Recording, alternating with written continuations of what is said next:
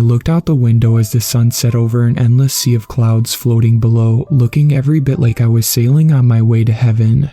But inside the plane was a different story. I was sitting in premium economy class. Translation, the cattle car with around an inch of extra legroom. As I glanced longingly up the aisle toward the first class section, a man who looked like he weighed easily 350 if not 400 pounds plopped into the seat beside me. I say plopped, but it was more of a struggle than that. It was like watching trying to shove a beach ball into a balloon. When he finally squeezed his way into the seat, he looked at me and smiled sheepishly. I'm sure he was embarrassed, just as I was sure that I would regret having the window seat when the horrible time came that I had to go to the bathroom. I thought they had a weight limit for passengers. I suppose when you buy cheap seats you get what you pay for. I tried to get the company to spring for first class, but they wouldn't hear of it. Premium economy was as high as they would go. I guess I see where their top salesman ranks. Okay, maybe not the top salesman, but I do sell some. Anyway, I tried to settle in beside my new best buddy, whom in my mind I affectionately labeled the blimp. This was going to be the longest 9-hour flight of my life. I spent the first hour trying in vain to get some work done on my laptop. That was when my bladder betrayed me. I tried to ignore it and keep working for another half hour, but then it was time. I got an emergency notice from down below. Go to the bathroom or go in your pants. I surrendered and began the long process of trying to wake the blimp. I nudged him, then pushed him, then pinched him. Finally, he roused from his slumber like a sleeping dragon. Are we there already? He said, yawning. No, sorry, I have to use the restroom, I said. He looked at me as if I had just asked him to skip the next several meals. Can't you hold it? He said. My mind ran through an entire list of expletives and derogatory remarks that I would have loved to answer with, but in the end, I went with the one most likely not to get me in when I eventually tried to sleep. No, I can't hold it for another 7+ hours, I said, my voice dripping with sarcasm. He grunted and began the long extrication process as my bladder screamed for mercy. Finally, he stood and stepped into the aisle, knocking the hat off the person sitting in front of us. Watch it, bud, the man said. The blimp stepped aside and pointed at me as I tried to get around him to rush back toward the restrooms. Both doors said, occupied. I tried the first door just to be sure. Someone's in here, a woman's voice said. I tried the second one. Can't you read? Came an irritated voice from inside the room. It's occupied. I stood there and endured the pain of an overfull bladder, having no other choice. I looked around to see if there was a garbage with an empty soda bottle, but there wasn't. Just when I was sure my bladder was about to explode, I heard the latch open and a large man stepped out of the bathroom. He glared at me. You got a problem with letting people use the John in peace? Nope, I said as I dodged past him and into the bathroom. I whipped around and latched the door. Hey, the man said from the other side. I wasn't done talking to you. I ignored him as he pounded on the door. I was too busy relieving myself to pay attention until I heard, I'll be waiting out here for you. Great, I thought. Now some big, good old boy wants to kick my butt. I finished and was about to flush when I paused instead. Maybe I can wait him out. I put the seat down and sat. After a while, I looked at my watch and it had been 10 minutes. Surely he would be gone by now. I reached for the latch when I heard the other door open. Excuse me, ma'am, I heard him say as the woman in the other bathroom walked by. He was waiting, and I was sure it wasn't to say that he understood my urgency and wanted to apologize for taking so long. I sat back down and contemplated my options. 1. Sit here for the rest of the flight. 2. Go out and get my butt kicked. I didn't like either option. The plane suddenly rocked so hard I was thrown against the wall. I saw stars. It took me a minute to recover and stand to go see what had happened when I was thrown against the wall again. This time I nearly lost consciousness. I cautiously reached for the door handle when the third time was the charm. I hit the wall and the lights went out. I woke to cold water slapping me in the face. I thought I had fallen asleep and a stewardess was waking me up. The reality was so much worse. There was water in the room. I'm not talking about a puddle on the floor. I'm talking about water halfway to the ceiling. I had my own pool for the first time in my life. Instant panic set in. Had a water pipe burst? Had I bumped the sink before I went unconscious and flooded the room? I didn't want to be responsible for the carpet cleaning cost. I reached for the door and tried to open it, but it was stuck. was the big guy leaning against it, trying to teach me a lesson about being impatient. I pushed again and it gave a little. I planted my feet against the toilet and shoved with all my might.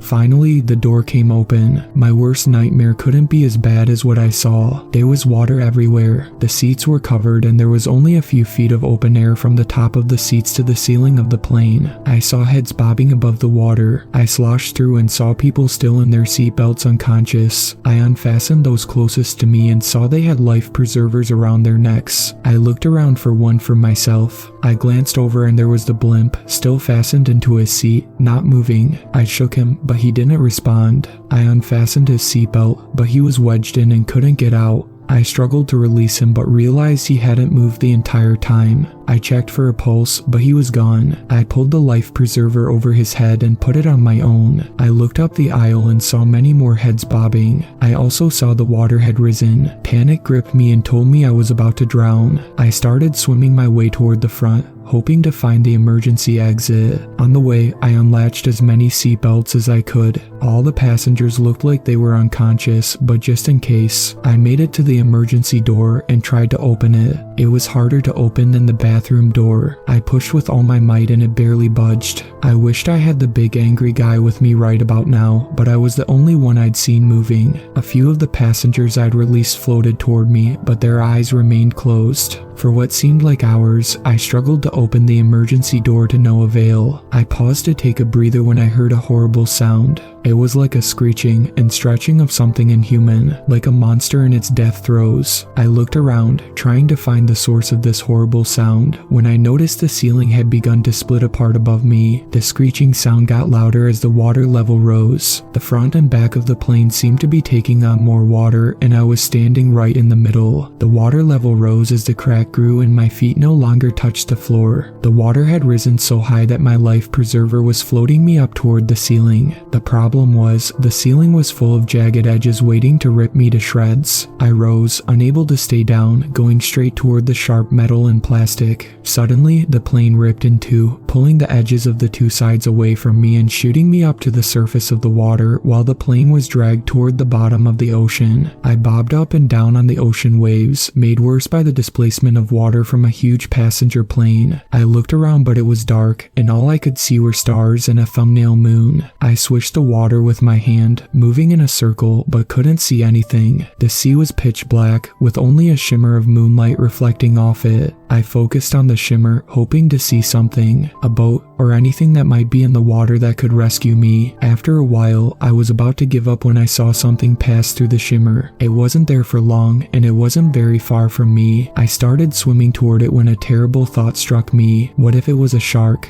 I stopped swimming and stayed as still as possible. My blood froze even though the water wasn't that cold. I had no idea where I was or where anyone else was, and I had no desire to become a snack. As these thoughts raced through my mind, making me want to jump out of the water and run toward land, cartoon style, I felt something touch my leg. My body involuntarily made use of the endless bathroom I was floating in. I didn't move. I used every ounce of determination, fueled by sheer terror, to stay as still as possible. I waited for an eternity. Nothing happened. Just as I was about to breathe a sigh of relief, something touched me again. It was toying with me, tenderizing me, waiting for me to lose it and start thrashing around so it could enjoy its meal. It bumped me again, this time on my head. Wait a minute, I thought. Sharks don't jump out of the water to get what's already in their reach. I took a deep breath and turned around to see what had been touching me. It was a fellow passenger floating in their life preserver. In fact, it was the man who had been in the bathroom. I breathed a sigh of relief. "So you made it too," I said. The man stared at me silently. "You're not still mad at me for that silly bathroom thing, are you?" I said. He refused to speak. "Let it go, man," I said.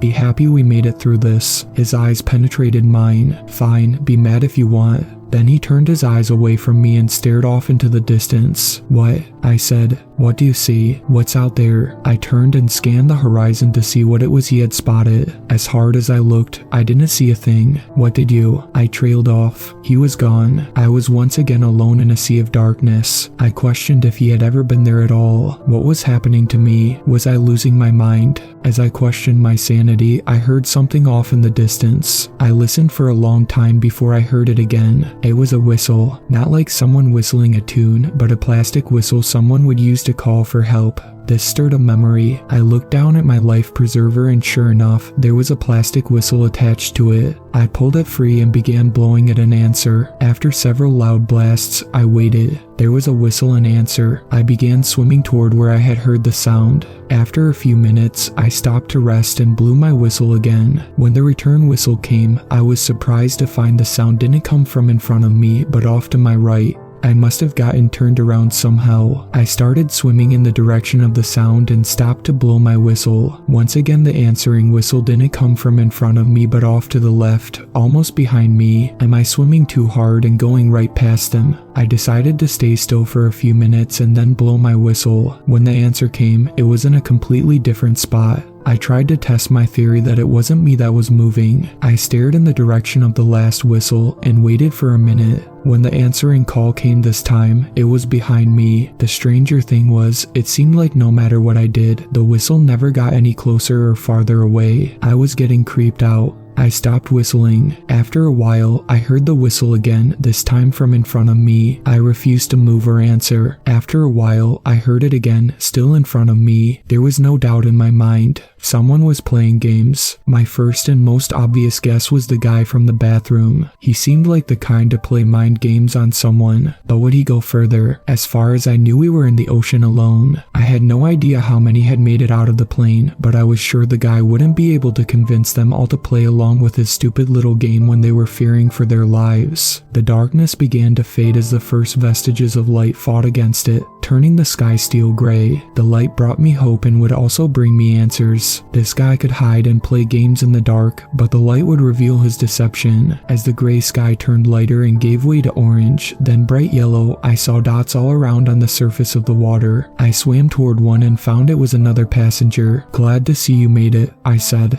I was indisposed at the time. Any idea what happened? The woman looked back at me with empty eyes. "Hello," I said, waving my hand in front of her face and snapping my fingers. She didn't respond. I reached over and felt her neck for a pulse, waiting to be slapped for being so forward. But the only slap I received was reality. She had no pulse. She was dead. I felt helpless. I wanted to say something, to do something, but there was nothing to be done. The woman slowly floated away from me. I looked around and saw several others bobbing on the water. There were at least a dozen. "Hello," I called out. "Is anyone else alive?" My eyes searched the faces one by one looking for any sign of a response, but I found none. Hopelessness turned to determination. This was something I could do. I could check these people to see if they were sleeping or... I swam to the closest one and checked for a pulse. Nothing. I swam to the next, and again nothing. When I got done checking those I had seen first, a few more popped up a little further away that I must have missed. I checked them all. Until I was done, I had discovered 32 people who had managed to get out of their seatbelts, only to perish some other way. The strange thing was I didn't notice any obvious injuries. There were no head wounds that I saw and no cloud of blood circling any of them. It was like they just gave up.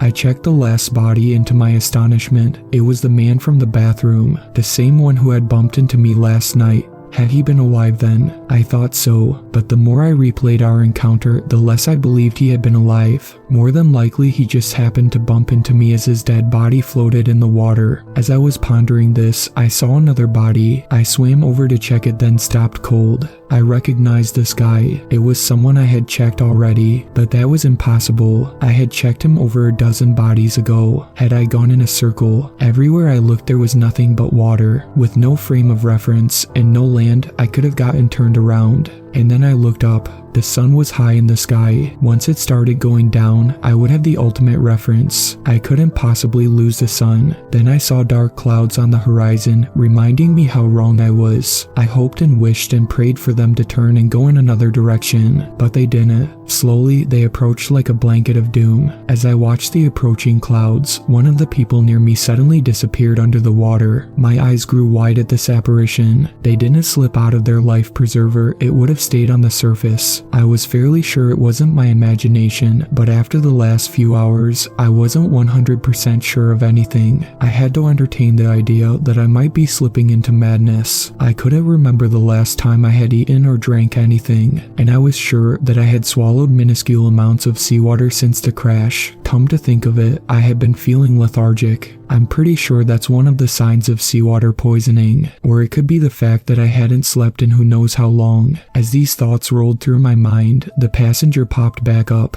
He looked the same, but his head was tilting to the side a little. I wondered if I was just imagining it when I saw the water around him was tinged with red. It reminded me of that scene in Jaws when the sheriff sees the first shark attack with his own eyes, and the camera zoomed in on his shocked and horrified face. That's how I felt at that moment. Only I wasn't watching a movie. The danger was real and it was swimming right beside me. I looked around and spotted the first fin cruising ominously along the water among the bodies. It went under the water and soon another passenger dipped out of sight. She returned a few minutes later, also with her head listing on its side and a red tint to the water surrounding her. The shark must have eaten part or most of their legs, disturbing the balance of the body that held them straight up. Panic consumed me. I tried to stay as still as possible, knowing that sharks are attracted to movement. Every fact from every Shark Week I had ever watched rushed through my head. I turned as slowly as panic would allow, trying to keep track of the shark, when I caught sight of another fin and another. With blood in the water, there was no doubt it would become a feeding frenzy. As I wallowed in desperation, when I heard the whistle again, off in the distance. This time it was no long mournful note. It was sharp, panicked blasts. I started swimming towards the whistle, slowly, trying not to make too much splash. The benefit was I was swimming away from where the sharks were feeding. I started to feel relieved when I heard another salvo of whistles. It struck me how they seemed to convey a sense of alarm, even bordering on hysteria. Was I going from proverbial frying pan to fire? Was the mysterious whistler being attacked by sharks too? Or even worse, was there even anyone whistling? I had tried to get close to the whistles earlier, but couldn't, no matter how hard I tried. Was this some trick? Was there some creature luring me to some horrible doom? I'd heard stories of sirens leading men to their deaths. I wasn't sure if I believed such fairy tales or not. Although the longer I attempted to track down the mysterious whistle, the more my mind opened up to supernatural possibilities. It was almost a moot point. I was so tired. My arms felt like they were encased in concrete. Rescue seemed more unlikely by the moment. I stopped swimming because I desperately needed a break. I turned to look back at the swarm of fins amongst the red water and shreds of life preservers. I hoped I was far enough away from the carnage to escape notice. I turned back to the shock of my life. Off in the distance, I could see something big. Was it an island? My mind screamed with joy, but then reality set in. How would I reach something so far away? My hopes came crashing down. I closed my eyes in despair. Hopelessness threatened to drown me long before the water could. When I opened my eyes, I knew I was dreaming. The island had somehow gotten closer. I rubbed my eyes to make sure I wasn't seeing things. When I opened them, sure enough, the island was even closer. This was it. I had lost my mind.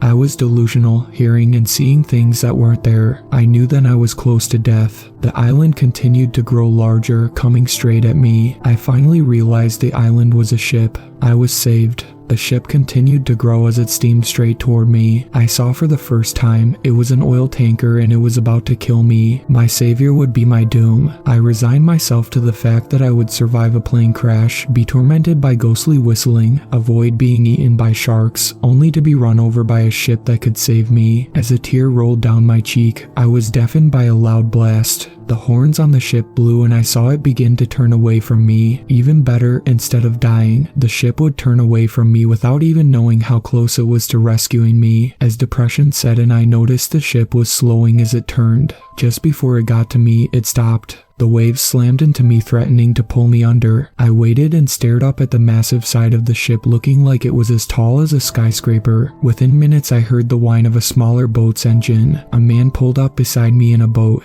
"Are you all right?" he said. I was so shocked and overjoyed, I couldn't speak. He grabbed me and helped me into the boat. "Hey, are you okay?" he said, looking into my eyes. "Yeah," I managed to whisper, surprised at the raspiness of my voice. "Is there anyone else here?" he said. It took me a moment to think. I was following a whistle. He looked around, then started the boat off in another direction. Before I knew it, he stopped and pulled someone else out of the water. It was a woman I didn't recognize. He sat her at the far end of the boat. "Are you okay?" he asked her. She looked at him with empty eyes but didn't answer. I could empathize with her. The shock of the last 24 hours must have rendered her mute. I saw the whistle in her hand and knew she was the one I had been chasing. "Did you see anyone else?" he asked her. She didn't look at him and said nothing. He hung his head and turned the boat to head back to the ship. When we got there, he hooked the boat onto wires that hung down and shouted up to the deck. The boat started rising. I knew I was finally safe. The woman looked up for the first time. She looked at the man who had rescued us and grinned.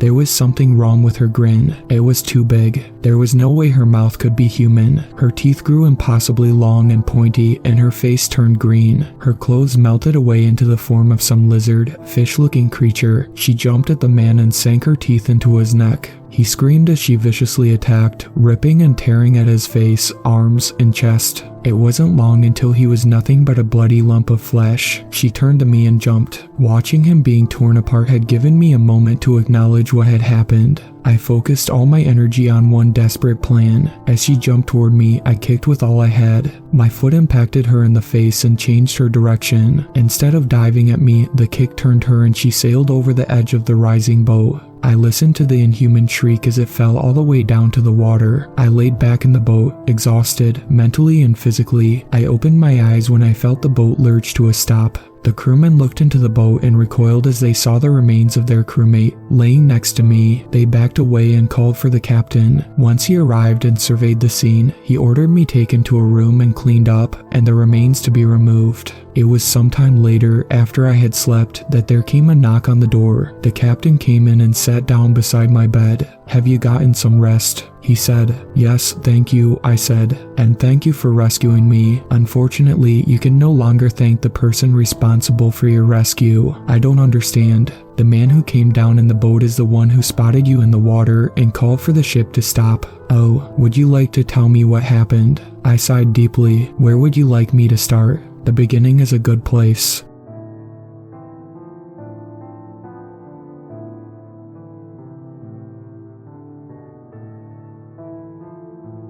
Thank you to my superfans, Sweet Black Swan, Tacey, and Brooklyn. I really appreciate you guys supporting my channel, and I look forward to making more content for everyone.